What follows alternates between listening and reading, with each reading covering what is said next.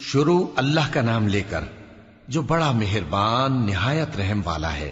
اے پیغمبر، اللہ سے ڈرتے رہنا اور کافروں اور منافقوں کا کہا نہ ماننا۔ بے شک اللہ جاننے والا ہے، حکمت والا ہے۔ اور جو کتاب تم کو تمہارے پروردگار کی طرف سے وحی کی جاتی ہے اسی کی پیروی کیے جانا۔ بے شک اللہ تمہارے سب اعمال سے خبردار ہے۔ اور اللہ پر بھروسہ رکھنا اور اللہ ہی کارساز کافی ہے۔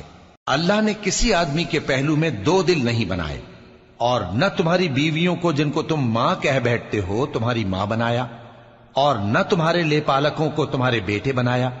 یہ سب تمہارے منہ کی باتیں ہیں، اور اللہ تو سچی بات فرماتا ہے اور وہی سیدھا رستہ دکھاتا ہے۔ مومنو، منہ بولے بیٹوں کو ان کے باپوں کے نام سے پکارا کرو کہ اللہ کے نزدیک یہی بات درست ہے۔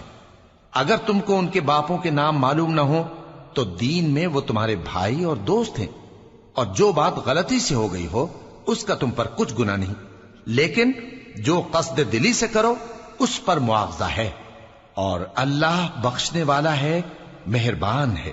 پیغمبر مومنوں پر ان کی جانوں سے بھی زیادہ حق رکھتے ہیں، اور پیغمبر کی بیویاں لوگوں کی مائیں ہیں، اور رشتہ دار آپس میں کتاب اللہ کی روح سے مسلمانوں اور مہاجروں کے مقابلے میں ایک دوسرے کے ترکے کے زیادہ حقدار ہیں، مگر یہ کہ تم اپنے دوستوں کے ساتھ احسان کرنا چاہو۔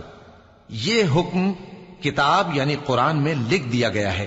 اور جب ہم نے پیغمبروں سے ان کا عہد لیا، اور تم سے اور نوح سے اور ابراہیم سے اور موسیٰ سے اور مریم کے بیٹے عیسیٰ سے، اور ہم نے عہد بھی ان سے پکا لیا تاکہ سچ کہنے والوں سے ان کی سچائی کے بارے میں اللہ دریافت کرے، اور اس نے کافروں کے لیے دکھ دینے والا عذاب تیار کر رکھا ہے۔ مومنو، اللہ کی اس مہربانی کو یاد کرو جو اس نے تم پر اس وقت کی جب فوجیں تم پر حملہ کرنے کو آئیں تو ہم نے ان پر آندھی چھوڑ دی اور ایسے لشکر نازل کیے جن کو تم دیکھ نہیں سکتے تھے، اور جو کام تم کرتے ہو اللہ ان کو دیکھ رہا ہے۔ جب وہ لوگ تمہارے اوپر اور نیچے کی طرف سے تم پر چڑھ آئے، اور جب تمہاری آنکھیں پھر گئیں اور دل مارے دہشت کے گلوں تک پہنچ گئے، اور تم اللہ کی نسبت طرح طرح کے گمان کرنے لگے، اس موقع پر مومن آزمائے گئے اور سختی سے ہلا ہلا دیے گئے۔ اور جب منافق اور وہ لوگ جن کے دلوں میں بیماری تھی کہنے لگے کہ اللہ اور اس کے رسول نے تو ہم سے محض دھوکے کا وعدہ کیا تھا،